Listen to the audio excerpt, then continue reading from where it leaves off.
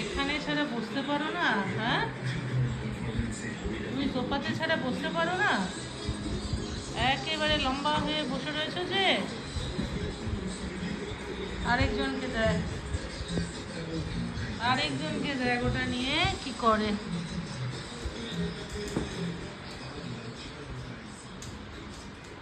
Cotton, cotton, বা অতবার বাড়ি মারলে ওর মাথাটা তো একেবারে ফেটে যাবে। চলো চলে এসো, এদিকটা এসো। তুমি তো, তোমাকে তো সবাই বলে মহারানী। তুমি তো মহারানী। তুমি গদিতে, সোফা, বেডে ছাড়া তো বসতে পারো না।